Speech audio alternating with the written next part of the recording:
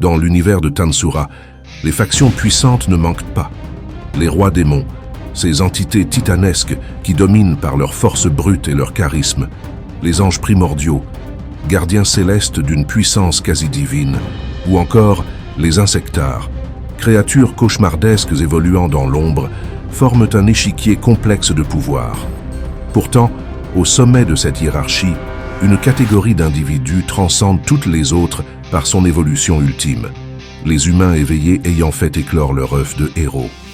Parmi eux, un nom résonne comme une légende à travers le multivers, celui de Masayuki, surnommé l'éclair de l'Ouest, le héros le plus puissant de l'humanité. Mais bon, Chloé Aubert est encore plus monstrueuse. N'hésitez pas à aller regarder la vidéo qui lui est dédiée juste après. Mais ne vous y trompez pas, sa véritable force ne se limite pas à ses exploits martiaux ou à son titre ronflant. Ce timide jeune homme, souvent sous-estimé, a conquis le cœur de Velgrind, le dragon incandescent, une prouesse qui en dit long sur son charisme caché. Et si son apparence modeste peut prêter à sourire, son passé tumultueux révèle un guerrier capable de rivaliser avec les entités les plus redoutables. Remontons plus de 2000 ans en arrière, à une époque où Masayuki n'était pas encore l'éclair de l'Ouest, mais Rudra, prince du royaume de Nazca, futur empire de l'Est. À cette période, Rudra n'était pas un humain ordinaire. Création originale de Twilight Valentine, l'un des premiers hauts humains, il bénéficiait d'une longévité exceptionnelle, défiant les limites de la mortalité. Mais ce n'était que le début de son ascension. À force de briser les barrières mentales et de transcender ses limites, Rudra atteignit le stade ultime de l'évolution humaine. Il devint un humain divin, une rareté absolue dans l'univers de Tansura. Seuls 5 individus, dont lui, ont jamais atteint cet état. Un exploit qui témoigne de sa détermination et de son génie. Mais la véritable gloire de Rudra réside dans un autre titre, celui de héros élu, conféré par l'élément de lumière. Ce statut, comparable à celui d'une graine de roi démon, mais pour le camp adverse, n'est pas accordé à la légère. Seuls les élus des entités primordiales, comme la milice ou les éléments de lumière, d'obscurité ou du temps, peuvent prétendre à cet honneur. Une fois choisi, un œuf de héros germe dans l'âme de l'élu, attendant de s'éveiller pour déchaîner un pouvoir comparable à celui des dragons véritables, à l'image de Chronoa, l'incarnation du voyage temporel ou de Chloé dans sa boucle temporelle. Rudra, porteur de cet œuf, fut le tout premier à être désigné comme héros élu, gagnant le titre prestigieux de héros des origines. Dès sa naissance, Rudra nourrissait une ambition colossale, instaurer la paix dans un monde déchiré par les conflits, doté de la compétence unique Lord of Hero et choisi par la compétence ultime Uriel, il attira l'attention de Veldanava, le roi dragon des étoiles créateur du monde. Ce dernier, impressionné par le potentiel du jeune prince, le prit sous son aile comme disciple. Veldanava, dans sa quête d'équilibre, avait créé les rois démons pour maintenir l'ordre par la crainte. Mais un roi démon sans adversaire digne de ce nom n'est qu'une ombre sans substance. Ainsi, pour compléter son grand dessein, Veldanava fit un choix fatidique. Il conféra à Rudra la compétence ultime Mikkel, Lord of Justice, en échange de Uriel. Cette compétence, taillée pour un héros destiné à sauver le monde, possédait une capacité unique appelée Castle Guard, une défense absolue dont la puissance croît proportionnellement à la foi et à la révérence que le peuple porte à son porteur. Un don parfait pour un leader charismatique comme Rudra. Pourtant, ce geste, aussi noble qu'il parut, allait devenir la plus grande erreur de Veldanava. Avant que cette tragédie ne se dévoile, Rudra, accompagné de sa sœur Lucia, future épouse de Veldanava et de leur fidèle compagnon Green, entreprit une quête périlleuse vers le continent gelé. Leur objectif ? Affronter le roi démon Guy, une entité maléfique dont la réputation terrifiait même les plus braves. Officiellement, leur mission était de sauver le monde. Lors de leur affrontement, Guy, d'un seul coup, réduisit en miettes l'armure hors de prix de Rudra, un chef-d'œuvre forgé au prix du budget annuel de tout un royaume. Le héros anéanti fondit en larmes, non pas par peur, mais par la perte de cet équipement inestimable. Cependant, Guy, loin de mépriser son adversaire, reconnut la valeur de Rudra et de son groupe. Après tout, pour atteindre son château, ils avaient triomphé de 2 démons primordiaux, Misery la verte et Ren la bleue, une prouesse réservée aux plus grands. Ce combat, initialement marqué par la tension, prit une tournure inattendue. Guy, amusé par l'audace de Rudra, et Rudra, riant du fait que Guy avait choisi son nom d'après un grognement qu'il poussait en combat, développèrent un respect mutuel. Ce qui commença comme une lutte à mort se transforma en un duel amical, un affrontement épique qui dura des jours. Pendant ce temps, Velgrind, le dragon incandescent, observait la scène depuis le château de Guy aux côtés de sa sœur Velzar. Fascinée par la ténacité de Rudra, elle sentit son cœur s'éprendre de ce héros aussi courageux qu'imprévisible. Mais Guy, en tant que démon primordial, commença à s'adapter aux compétences de Rudra, prenant peu à peu l'ascendant. Lassé par cette bataille qui perdait de son éclat, Guy proposa une alternative audacieuse. Un jeu, une compétition où lui et Rudra s'affronteront pour déterminer qui régnerait sur le monde. Avec Velgrind, désormais attaché à Rudra et Velzar aux côtés de Guy, les deux camps se lancèrent dans cette rivalité légendaire, chacun soutenu par un véritable dragon. C'est à ce moment qu'une tragédie d'une ampleur cataclysmique frappa alors le destin de Rudra et bouleversa l'équilibre du monde. Lucia, sœur de Rudra et épouse de Veldanava, donna naissance à Milim, un événement qui transforma l'omnipotent dragon stellaire en un simple mortel. Privé de son immortalité, Veldanava devint vulnérable, son existence désormais soumise à l'implacable passage du temps. Pour Rudra, cette perte fut un coup dur mais aussi un catalyseur. Déterminé à honorer la vision de son mentor, il redoubla d'efforts pour unifier le monde sous la bannière de la paix. Un rêve qui semblait de plus en plus hors de portée.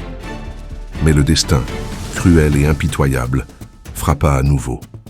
Une attaque terroriste d'une violence inouïe ravagea le royaume de Nazca, semant la mort et la désolation. Lucia et Veldanava périrent dans ce chaos, leur vie fauchée en un instant.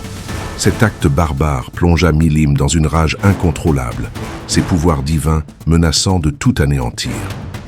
Rudra, quant à lui, sombra dans un abîme de désespoir.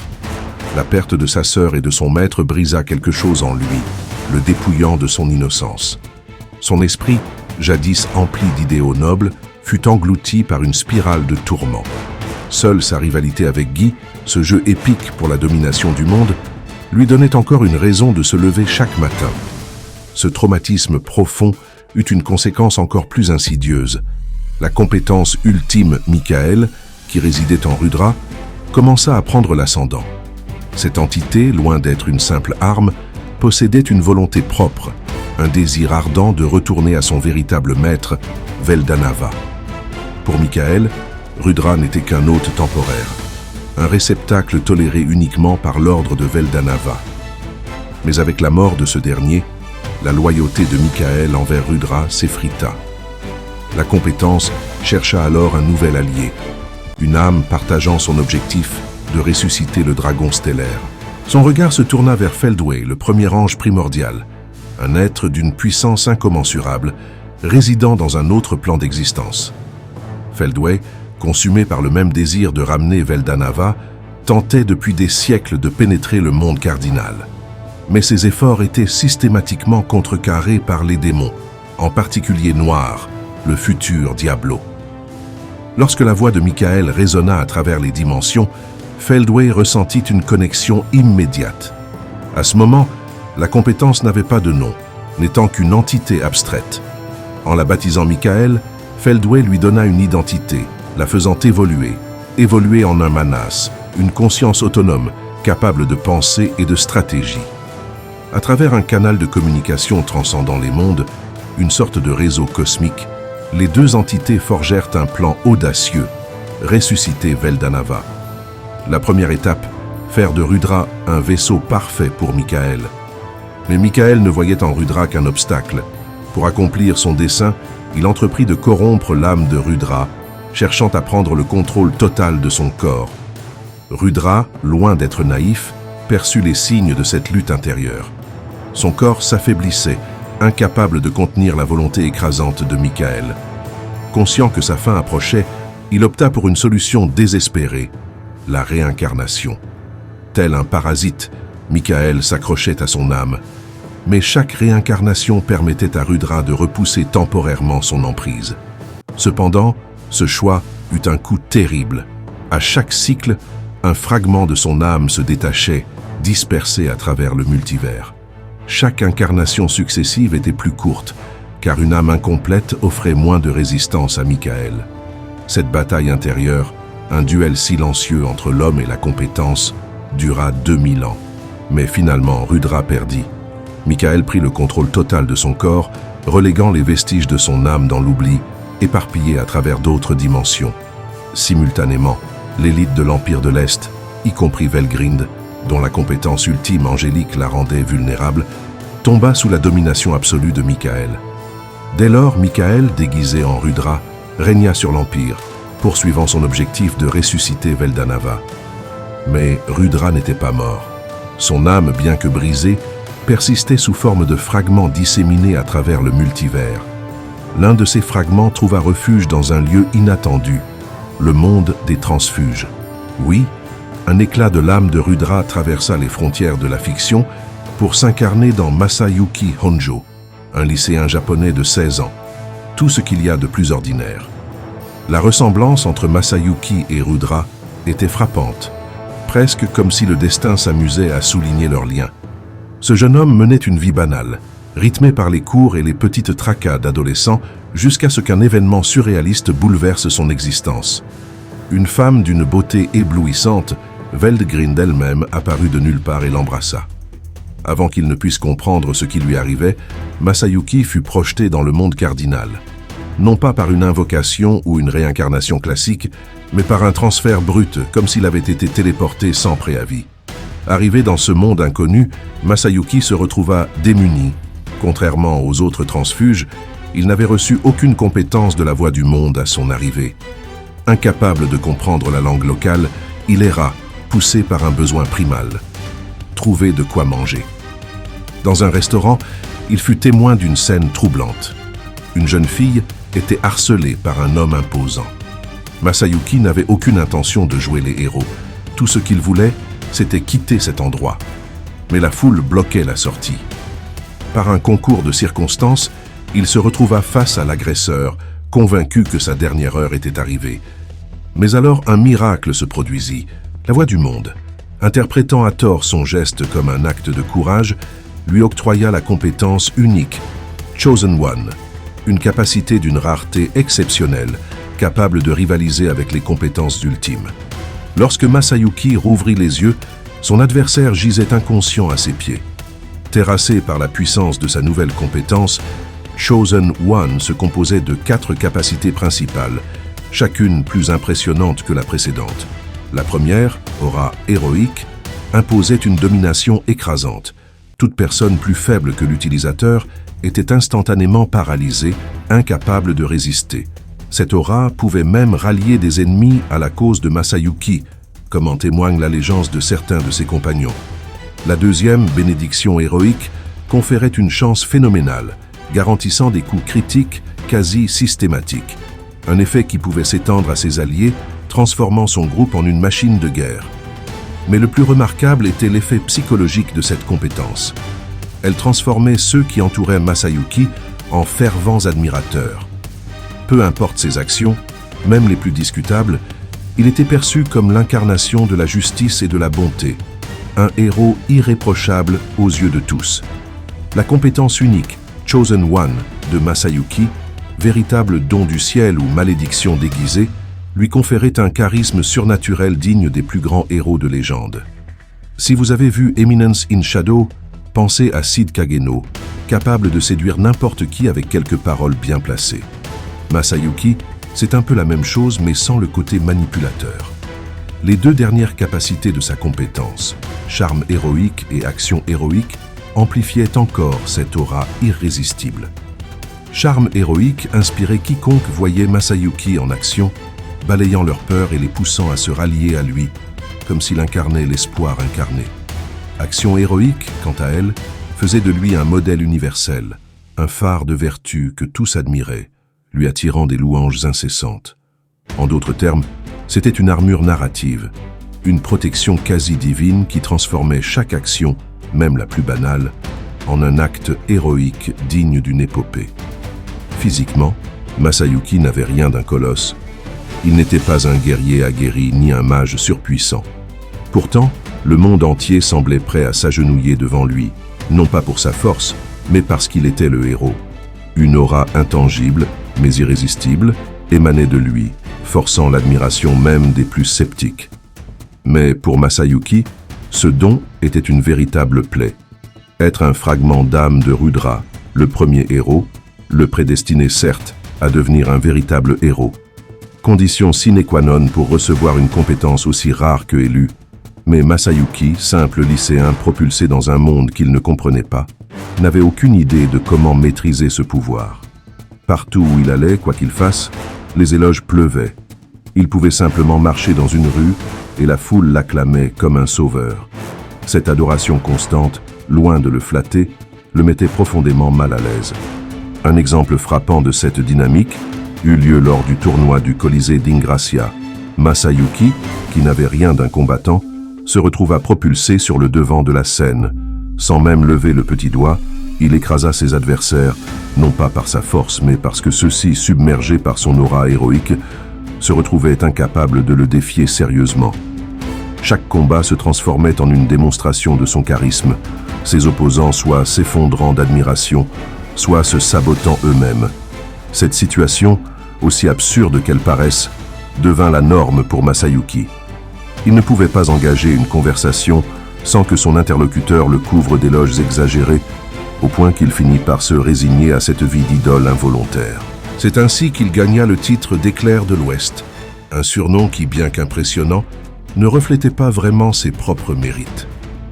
Cependant, un jour, il croisa la route de quelqu'un d'imperméable à son charme, Yuki Kagurazaka, le maître de la guilde, surnommé par certains le rat pour ses manigances. Yuki, lui aussi un japonais transporté dans ce monde à l'adolescence, partageait des similitudes troublantes avec Masayuki. Leur amitié naquit rapidement, mais elle était loin d'être parfaite. Yuki, avec ses intrigues pour affaiblir Tempest et Limul, n'était pas exactement un allié fiable. Malgré cela, il présenta à Masayuki deux compagnons, Jinrai, l'homme qu'il avait involontairement vaincu au restaurant, et Bernie, un autre étranger originaire des États-Unis. Ensemble, ils formaient un groupe d'aventuriers, mais des tensions sous-jacentes laissaient planer le doute sur la loyauté de certains membres. Leur périple les mena à croiser Jiwoo, une utilisatrice d'esprit qui se joignit à eux. Ce groupe, baptisé l'équipe Éclair, devint rapidement célèbre. Envoyés par Yuki dans la nation de Blokia, ils entreprirent de démanteler un réseau de traite d'esclaves, dirigé par un certain vicomte, celui-là même qui discutait avec Myourmil dans la dernière saison de l'anime, avant que Limul n'interrompe leur conversation pour parler de projets aussi farfelus qu'un fast-food. Après avoir libéré des elfes esclavagisés originaires de la forêt de Jura, Masayuki et son équipe les escortèrent jusqu'à Tempest. Là, poussé par ses compagnons, Masayuki participa à contre-cœur au tournoi de Tempest. Ce tournoi fut une démonstration éclatante de sa compétence. Ses adversaires, submergés par son charisme, s'effondraient les uns après les autres, incapables de lui tenir tête. Lors de la finale, Masayuki se retrouva face à Gobuta, un adversaire aussi imprévisible qu'adoré. Contre toute attente, Gobuta, fidèle à son style excentrique, se projeta involontairement contre un mur, s'assommant lui-même dans un acte de pur troll. Masayuki, abasourdi, fut déclaré vainqueur, mais la victoire s'accompagnait d'un défi redoutable, affronter Limul, le roi démon en personne. Un seul regard sur Limul suffit à Masayuki pour déclarer forfait. Conscient de la puissance écrasante de son adversaire, il n'avait aucune intention de se mesurer à lui. Pourtant, grâce à Chosen One, la foule interpréta son abandon comme un acte de clémence héroïque, louant sa magnanimité envers le roi démon. Limul, loin d'être influencé par la compétence de Masayuki, vit en lui un potentiel réel. De son propre chef, il décida que le jeune héros pourrait être un atout précieux pour Tempest. Leur rencontre marqua un tournant pour Masayuki, ravi de trouver un autre individu insensible à son charisme. La modernité de Tempest, évoquant le Japon contemporain, lui donna un sentiment d'appartenance. Il s'installa dans la nation, devenant porte-parole des aventuriers, et conseiller pour le labyrinthe de la milice, grâce à ses talents de joueur de JRPG.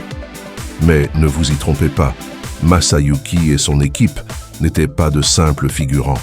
Ils furent les premiers à atteindre le 60e étage du labyrinthe de la milice, une prouesse qui témoignait de leurs compétences.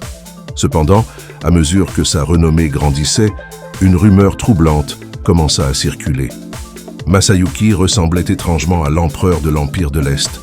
Si beaucoup y voyaient une coïncidence, la vérité était bien plus complexe. Même Michael, qui avait triomphé de Rudra après 2000 ans de lutte, fut déconcerté par cette réapparition. Comment Rudra, ou plutôt son fragment d'âme, pouvait-il ressurgir sous une forme aussi différente? Lorsque l'Empire de l'Est lança son invasion sur Tempest, Masayuki devint une cible prioritaire. Feldway, accompagné de l'ange primordial cornu, se lança à sa poursuite. Face à cette menace, l'équipe de Masayuki, soutenue par Venom, le plus fidèle serviteur de Diablo, et Kalgurio, le vampire, lutta désespérément pour lui permettre de s'échapper. La mort de Masayuki aurait brisé le moral des défenseurs de Tempest, car malgré sa faiblesse physique, sa simple présence galvanisait les foules. Il était leur héros, leur symbole, et peut-être même leur streamer préféré. Pourtant, au moment critique, Masayuki hésita.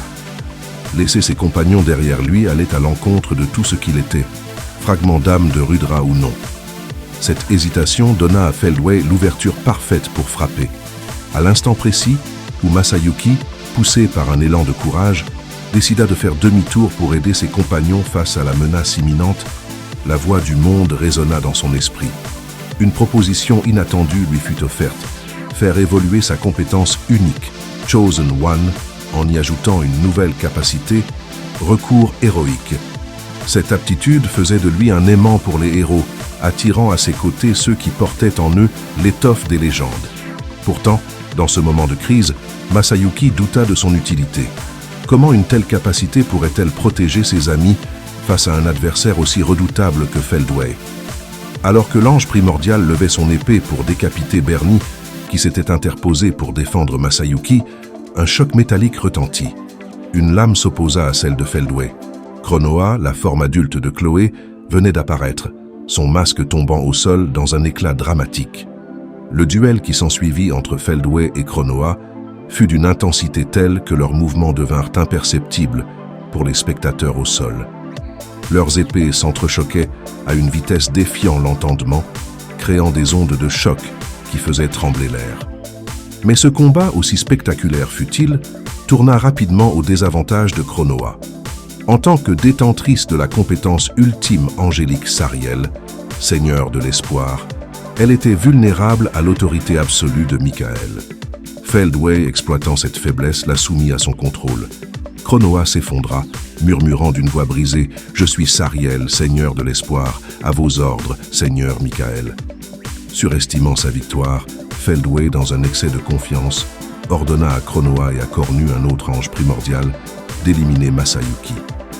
Pensant qu'aucun adversaire digne de ce nom ne restait pour protéger le héros, il quitta le cachot pour rejoindre la surface, laissant derrière lui une situation explosive.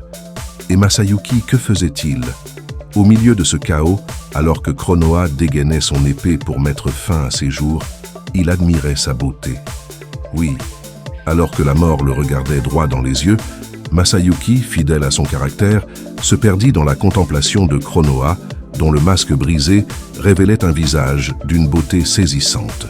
Soit dit en passant, Chronoa est la waifu la plus mignonne de Tensura. Si tu n'es pas d'accord, alors mets ta waifu préférée en commentaire. Son esprit, loin de se concentrer sur sa survie, divagua vers une pensée absurde.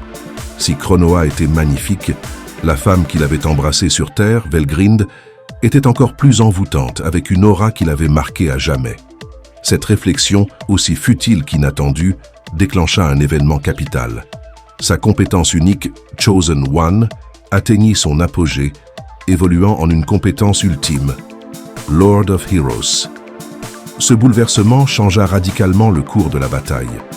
Lord of Heroes insuffla une force et un moral extraordinaires aux troupes de Masayuki, transformant un combat déséquilibré en un affrontement acharné, où les forces s'équilibraient, mais le destin réservait une surprise encore plus grande.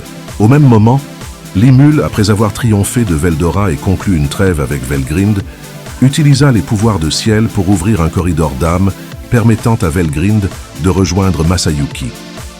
La dragonne incandescente, que Masayuki considérait comme la plus belle femme de l'univers, apparut devant lui, l'enlaçant et l'embrassant avec une passion qui fit vibrer l'air. D'un seul coup, elle terrassa Cornu, l'ange primordial, démontrant sa puissance écrasante. Alors qu'elle s'apprêtait à s'en prendre à Chronoa, un fait inattendu se produisit. Chronoa, forte de milliers d'années d'expérience à travers de multiples mondes, résistait de toutes ses forces au contrôle de Sariel et de Michael. Son combat intérieur la paralysa, la rendant incapable d'agir. Masayuki était sauvé, et cerise sur le gâteau, il venait de gagner le cœur de Velgrind. Un véritable conte de fées. Mais l'histoire de Velgrind ne s'arrêta pas là. Dans le volume 17, elle se lança dans une quête épique à travers le multivers. Grâce à sa compétence ultime, Cthugha, seigneur des flammes divines, octroyées par Ciel, Velgrind pouvait voyager à travers les dimensions et les lignes temporelles. Son objectif ? Retrouver les fragments d'âme de Rudra, dispersés à travers d'innombrables mondes. Elle vécut des vies entières dans chaque univers, s'attachant aux porteurs de ces fragments, devenant tour à tour leur amante, leur déesse ou leur allié. Elle les accompagna jusqu'à leur mort, recueillant chaque fragment avec une détermination inébranlable. Ces mondes variaient énormément, des royaumes barbares, des versions alternatives de notre Terre, voire la dimension originelle de Limul.